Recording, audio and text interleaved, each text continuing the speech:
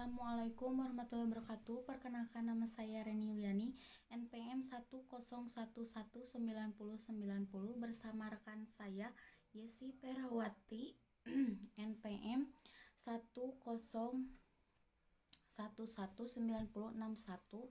Nurdin Sobari NPM 101200667, Hendrik Wilayat NPM 101191168. Di sini saya akan menjelaskan tentang pengertian total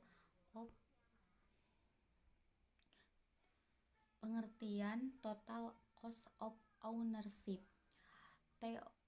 TCO merupakan singkatan dari total cost ownership, yaitu pemikiran semua biaya langsung dan tidak langsung yang berkaitan dengan sebuah aset dan teknologi total. Cost of ownership ini bermanfaat untuk menentukan setiap nilai sebuah produk atau sistem.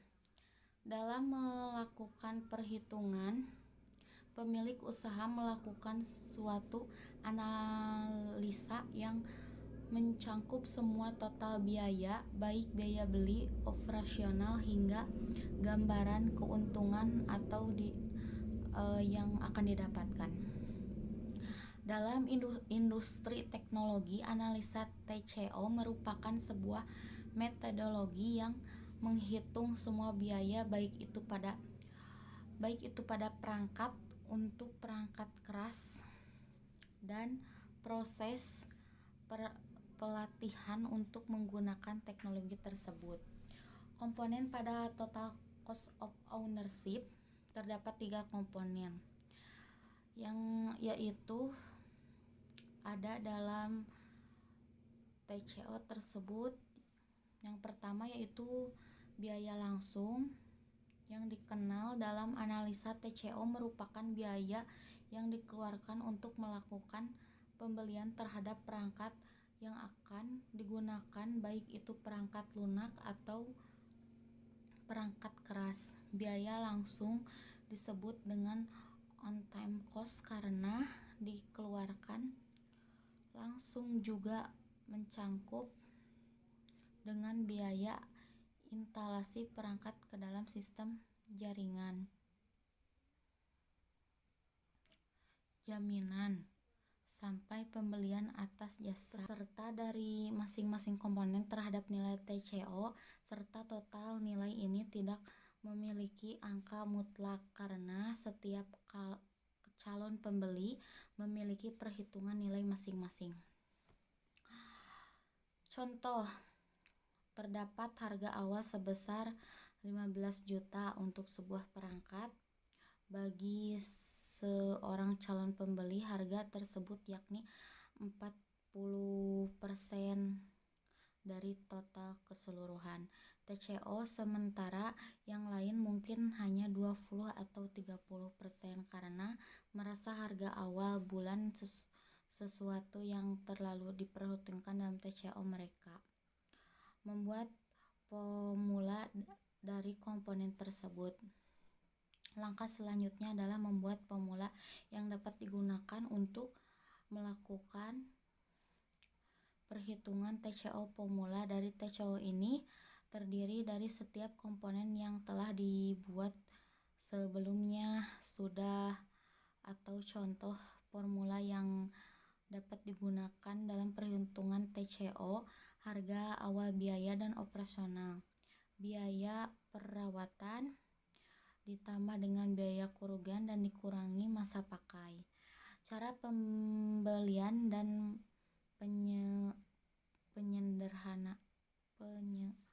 menyederhanakan formula jika komponen terlalu mendetail. Cara dengan hanya memperhitung harga awal ditambah dengan biaya perawatan dan ditambah dengan biaya operasional dikurangi masa pakai.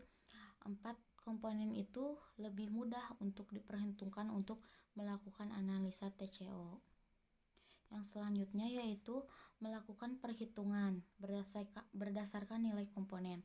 Menggunakan formula yang dibuat, menghitung setiap nilai komponen yang sudah didapat dengan menggunakan formula atau yang sudah dibedah merupakan langkah terakhir. Contohnya terdapat perangkat neo atau bisa disebut dengan perangkat baru dan perangkat double neo dengan detail berikut ya. Perangkat neo memiliki detail awal 10 juta. Biaya perawatannya sekitar 2 juta ya. Operasionalnya biayanya sekitar 5 juta, nilainya akan turun. Procurement adalah sebuah kegiatan yang dilakukan oleh sebuah perusahaan untuk membeli barang, peralatan usaha, mesin-mesin produksi, atau bahan-bahan bangunan, equipment, preparasi, dan jasa yang sedang dibutuhkan oleh perusahaan tersebut. Kenapa perusahaan melakukan proses procurement? Ini karena proses procurement adalah sebuah proses yang bertujuan untuk membantu sebuah perusahaan mendapatkan barang yang sesuai dengan kriteria kebutuhannya, baik dalam kuantitas, kualitas, lokasi, waktu, dengan biaya yang paling murah. Tentunya tidak lain adalah menekan biaya sekecil mungkin sehingga perusahaan dapat memaksimal keuntungan sebesar mungkin. Sehingga procurement adalah sistem yang tepat untuk itu. Proses pada procurement. Pada umumnya proses akan meliputi beberapa proses yang harus dilakukan. Tentunya ini terlihat lebih sederhana dalam tulisan dibandingkan dengan prakteknya. Beberapa proses umum tersebut adalah: 1. Identifikasi kebutuhan perusahaan dalam proses procurement adalah tahap yang wajib dilakukan sebelum masuk ke tahap lanjut. Memahami betul apa kebutuhan perusahaan ini adalah proses yang sangat krusial, karena apabila terjadi pembelian yang tidak terlalu diperlukan atau sampai ada kesalahan pembelian, maka akan membuang-buang sumber daya perusahaan.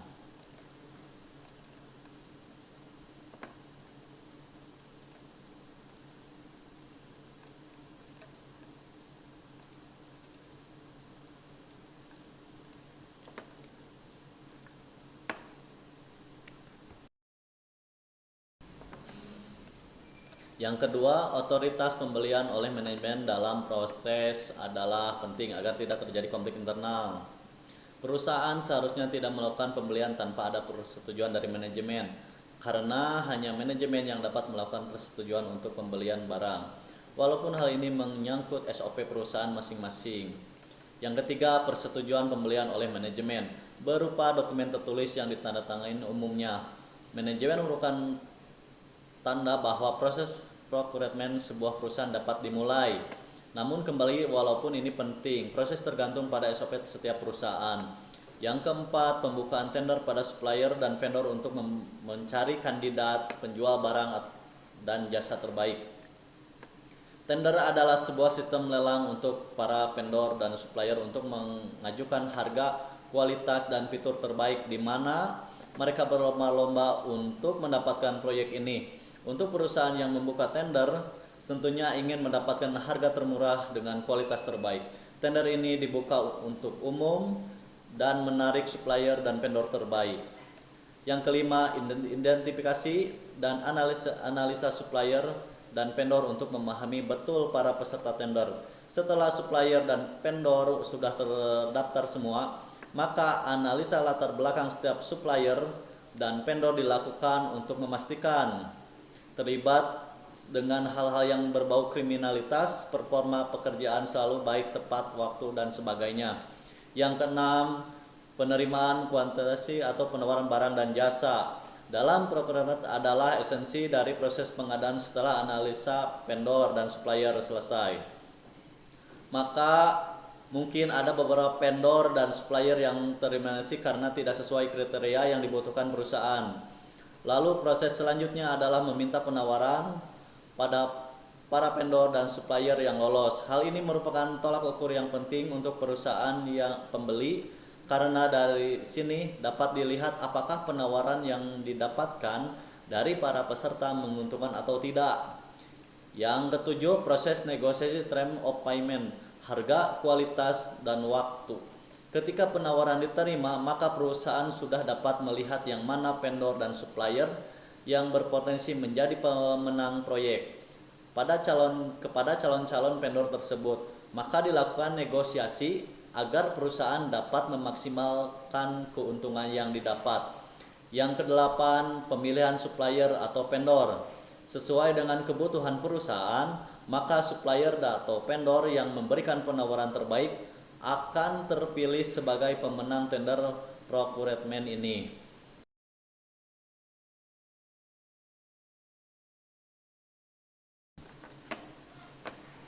Yang kesembilan, pembuatan purchase order atau PO. Setelah supplier sudah terpilih, maka selanjutnya perusahaan yang melakukan proses procurement akan membuat purchase order kepada supplier sebagai tanda jadi pembelian. Dokumen ini pada umumnya ditandatangani oleh individual dari manajemen. Yang ke-10, penerimaan delivery order atau DO. Ketika PO sudah diterima oleh supplier, maka supplier akan mengirimkan delivery order atau WO. Tergantung dari yang dibeli itu barang atau jasa. Dokumen ini kemudian akan dikirimkan kepada perusahaan pembeli untuk konfirmasi ulang dan tanda tangani.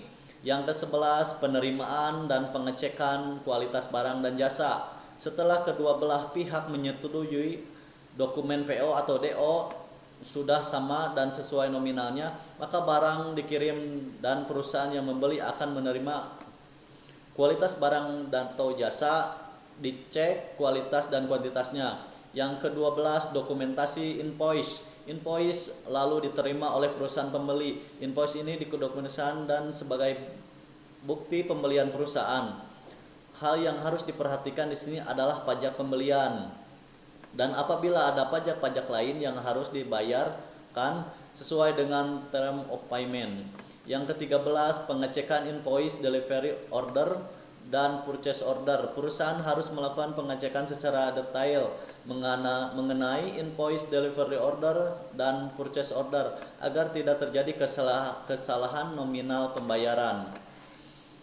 Yang ke-14, pembayaran ke supplier atau vendor. Setelah selesai pengecekan, maka pembayaran sesuai nominal yang sudah disetujui pada organisasi dilakukan kepada vendor atau supplier yang terkait.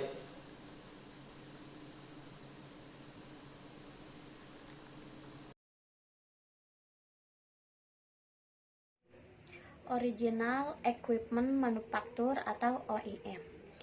Produk OEM merupakan seringkali disamakan dengan KW, padahal ini sangatlah salah dan jelas berbeda. OEM sendiri singkatan dari Original Equipment Manufacture, di mana merupakan produk yang memiliki kualitas sama dengan original. Lalu di mana perbedaannya? Jika produk original diproduksi oleh pihak pembuatannya sendiri, produk OEM merupakan produk original pihak pembuat yang diproduksi produsen lain yang dimiliki nama besar. Misalkan, perusahaan A membuat produk bernama Anonim, maka Anonim dengan kualitas original dibuat di perusahaan A itu sendiri. Dengan produksi, quality control, dan packing dari perusahaan A tersebut, suatu saat pesanan perusahaan A begitu banyak sehingga harus mencari partner lain, yaitu perusahaan B, untuk membantunya dalam melakukan produksi untuk area tertentu. Produk anonim yang diproduksi pada perusahaan B inilah yang dikatakan sebagai produk kualitas OEM. Meskipun begitu, produk anonim yang diproduksi oleh perusahaan B akan tetapi dijual dengan menggunakan brand milik perusahaan A. Namun harganya lebih murah dari produk original. Biasanya strategi ini dilakukan perusahaan untuk meningkatkan kapasitas produksi untuk mencukupi demand dan untuk efisiensi biaya distribusi KW Super. Mungkin inilah kualitas barang ini paling banyak dikenal oleh Cina dan Indonesia. Bagaimana tidak, Cina sangat terkenal mahir dalam membuat barang yang sangat mirip dengan produk original dan bahkan mempunyai kualitas yang hampir 100% sama, namun tanpa lisensi izin dari produk yang ditiru. Barang inilah yang disebut sebagai produk kualitas KW Super. Contohnya, jersey bola yang sangat mirip dengan aslinya dengan harga 200 ribuan. Saya pernah mengalami hal ini. Saya membeli sandal merek tertentu di Sport Station dengan harga 150.000. Namun sebulan kemudian saya menemukan sandal yang sama persis dengan sandal saya tersebut di pinggir jalan dengan merek tidak terkenal, hanya harga 50.000. KW1, KW2, KW3. Inilah produk dengan kualitas paling rendah atau paling jelek dibandingkan dengan ketiga kualitas di atas. Produk KW dibuat dengan bentuk semirip mungkin dengan produk original. Ingat bentuknya. Oke, dan yang terakhir adalah di bab 12 adalah pengelolaan pelanggan. Kepuasan pelanggan bukan saja saat menerima barang yang dibeli, tapi juga pelayanan yang diberikan. Pelayanan pelanggan merupakan nilai tambah untuk mendapatkan kepercayaan dan kesetiaan dari pelanggan. Apa saja yang menjadi pengelolaan pelanggan itu? Yang pertama adalah tanggung jawab pelayanan pelanggan. Itu ada berapa? Ada 4. Yang pertama, informasi kepada pelanggan. Memberikan informasi yang lengkap kepada pelanggan tentang produk dan jasa melalui katalog, pedoman pemakaian, cara pemeliharaan, dan saran elektronik. Yang kedua atau B, tanggapan terhadap masalah. Apa aja itu? Menjawab pertanyaan pelanggan, menanggapi permasalahan dengan cepat, dan mempermudah urusan dalam kondisi nyaman. Yang C, dukungan teknis, yaitu penjelasan atas penggunaan produk dan jasa, menyiapkan pelatihan. Dan untuk yang D adalah layanan perawatan dan perbaikan. Untuk menyiapkan sistem perawatan preventif, melaksanakan perbaikan secara tepat dan cepat. Yang kedua itu adalah dalam pengelolaan pelanggan, elemen pelayanan pelanggan. Yang pertama itu elemen pra-transaksi atau first transaction element.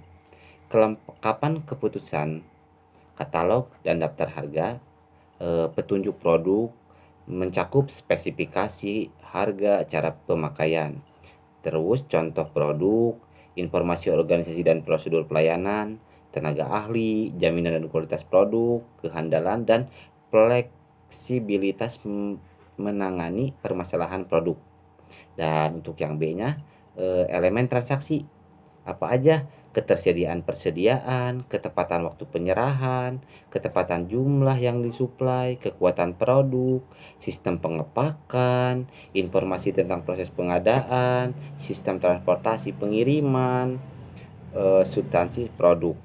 Dan yang C adalah elemen post transaksi, yaitu dukungan teknis, pelatihan, ketersediaan suku cadang, petunjuk pemeliharaan dan perbaikan, penanganan keluhan pelanggan atau kecepatan pencatatan dan solusinya, penanganan sistem administrasi, tagihan, utang, piutang, dan pembayaran, dan yang terakhir pengukuran kinerja sistem evaluasi.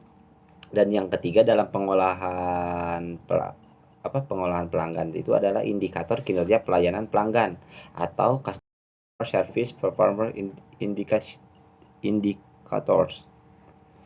Yang pertama, ketersediaan produk, stock all, persentase ketidaktersediaan produk terhadap permintaan pelanggan, dan yang seterusnya adalah tingkat pemenuhan permintaan, persentase order yang dapat dipenuhi. Untuk yang B-nya, performa operasional, kecepatan, efisiensi lead time, fleksibilitas, kemampuan menangani permintaan khusus dan mendadak. Yang ininya untuk performa operasional itu adalah pemulihan, kemampuan menangani kegagalan produksi. Yang C itu kehandalan, kemampuan merencanakan persediaan, kemampuan menyampaikan informasi pengadaan, tanggung jawab terhadap kelangsungan pelayanan. Dan yang D adalah kualitas, peningkatan kualitas, presentasi kualitas produk dan sesuai permintaan atau rejection rate. Yang E, transportasi dan distribusinya. Presentasi pengiriman dan penyerahan tepat waktu, presentasi pengiriman tanpa kerusakan dan kehilangan, presentasi nilai klaim dan pengiriman produk. Untuk bagian 2 dari pengelolaan pelanggan itu adalah praktik pengadaan. Praktik pengadaan itu ada banyak. Yang pertama ya, ada 7 kalau nggak salah. Ya ada 7. Yang pertama pengadaan kontemporer versus tradisional. Untuk pengadaan kontemporer berfungsi strategis dan berorientasi kompetisi. Proses pengadaan secara optimal, bekerja proaktif sejak perencanaan produksi, terlibat langsung dalam pembinaan hubungan dengan pemasok, fokus kepada TCO dan supply chain, hubungan interaktif dengan departemen lain, menduduki tingkat jabatan manajemen, fungsi pengadaan, terlibat dalam rencana strategis perusahaan. Informasi dikelola berdasarkan teknologi informasi, SDM, profesional dan senantiasa berkembang biasanya untuk pengadaan yang kontemporer. Dan untuk pengadaan yang tradisional itu berfungsi klerikal dan administratif. Proses pengadaan secara informal, bekerja reaktif berdasarkan permintaan, tidak terlibat dalam perencanaan spesifikasi, fokus kepada harga. Hubungan dengan departemen lain itu sangat terbatas untuk di pengadaan tradisional ya. Fungsi pengadaan tidak terlibat dalam rencana strategis perusahaan. Informasi tidak dikelola dengan baik dan bersifat manual. Dan untuk yang terakhir, cirinya pengadaan tradisional itu adalah SDM pengadaan tidak dilatih secara profesional. Terus yang kedua, pengadaan sentralisasi versus desentralisasi. Yang pertama ya, alasan pelaksanaan pengadaan secara sentralisasi. Biaya produksi sangat tinggi. Barang dimaksud dipergunakan oleh sebagian besar unit operasi. Memerlukan pengawasan yang ketat terhadap kebijakan dan pengadaan pelaksana produksi. Untuk keuntungan dari sentralisasi, komunikasi dengan pemasok cepat. Pengelolaan dan peranan pengadaan meningkat, pengetahuan lebih luas, biaya operasional kecil, diskon besar untuk pembelian banyak, keyakinan atas praktik pengadaan. Untuk keuntungan desentralisasi itu, yang pertama itu komunikasi dengan end user lancar, tanggung jawab lebih tinggi, pengambilan keputusan lebih cepat, waktu pengadaan lebih cepat, respon atas perubahan pengadaan lebih cepat. Yang ketiga, praktik pengadaan itu adalah brand name versus generic. Alasan pemulihan brand name dibandingkan generik, yang pertama adalah kualitas dan fungsi produk lebih meyakinkan. Kelanjutan supply ke depan, supply community lebih terjamin. Memberikan layanan purna jurnal. Dan yang terakhir adalah secara konsisten memelihara reputasi merek ataupun produk. Dan yang keempat adalah produsen versus trader. Sesuai prinsip supply chain management atau SCM, pengadaan barang dilaksanakan langsung kepada pabrik, pembuat, atau produsen dengan harga pabrik, tanpa melalui perantara yang akan menambah biaya yang akan mempengaruhi harga jual. Pengadaan melalui distributor, apabila pengadaan berasal dari berbagai sumber pengadaan atau pabrikan atau produsen, dimaksudkan tidak bersedia melaksanakan bisnis pengadaan secara langsung.